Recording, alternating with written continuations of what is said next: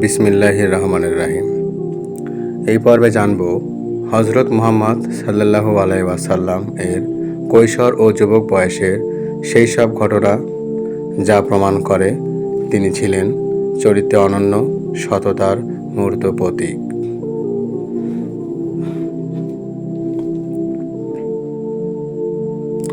কৈশোর থেকেই ব্যতিক্রমী চরিত্র হজরত মুহাম্মদ সাল্লাল্লাহু আলাইহি ওয়াসাল্লাম ছোটবেলা থেকেই ছিলেন চুপচাপ, ভদ্র এবং চিন্তাশীল।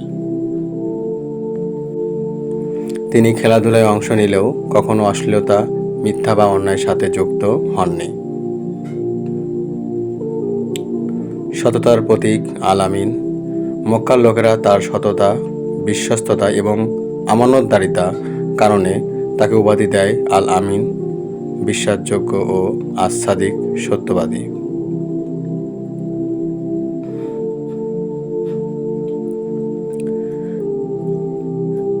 এই উপাধি তিনি নবুয়াতের বহু আগেই লাভ করেন।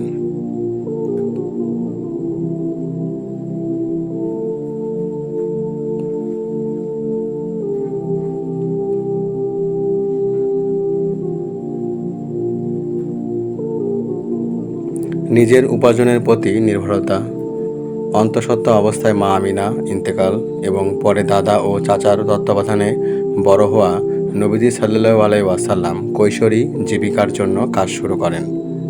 তিনি প্রথমে পশুচারণ করতেন। রাসূল সাল্লাল্লাহু আলাইহি ওয়াসাল্লাম নিজেই বলেছেন, আমি একসময় মক্কার বাসিন্দাদের মেষ চড়াতাম, বিনিময়ে কয়েক কয়েন পারিশ্রমিকে। সহিহ বুখারী। ব্যবসায়িক জীবনে সাফল্য। যুবক বয়সে তিনি বাণিজ্যে জড়িত হন। সততা, হিসেব নিকেশে স্বচ্ছতা এবং লাভের অংশ ঠিকঠাকভাবে বণ্টন করার কারণে ব্যবসায়িক জগতে তার সুখ্যাতি দ্রুত ছড়িয়ে পড়ে।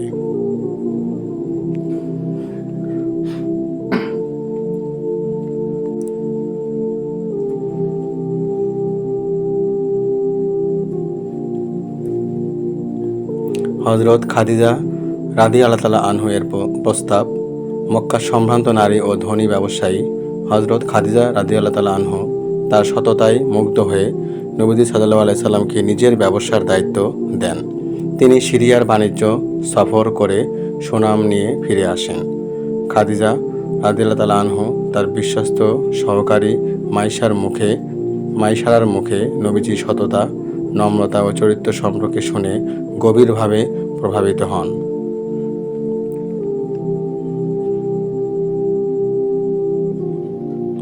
বিবাহ পবিত্র দাম্পত্য জীবন।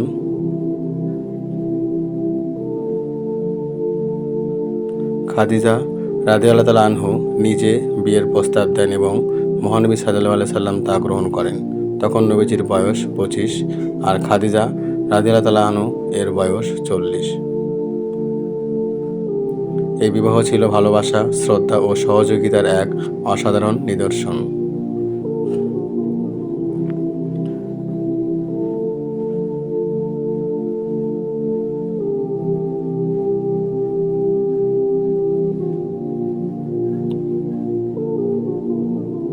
তাদের বৈবাহিক জীবন ছিল শান্তিপূর্ণ ও কল্যাণময়।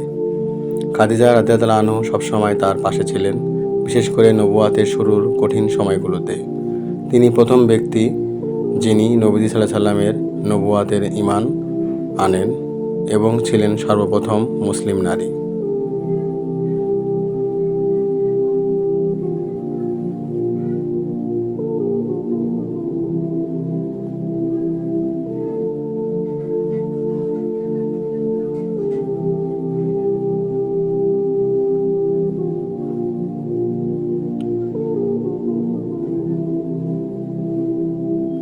আমাদের প্রিয় নবী সাল্লাল্লাহু আলাইহি ওয়াসাল্লাম তার জীবনে এমন এক চরিত্রের আদর্শ স্থাপন করেন যেখানে সততা, বিশ্বস্ততা, শ্রদ্ধাবোধ ও আত্মনিয়ন্ত্রণের এক উজ্জ্বল দৃষ্টান্ত দেখতে পাই।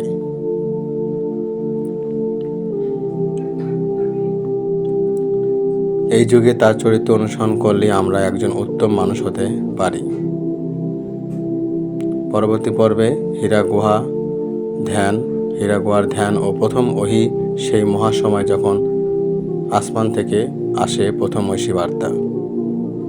এই সিরিজ ভালো লাগলে সিরেনু চ্যানেল সাবস্ক্রাইব করুন ও শেয়ার করুন, যেন সবাই জানে কেমন ছিলেন আমাদের প্রিয় নবী সাল্লাল্লাহু আলাইহি ওয়াসাল্লাম।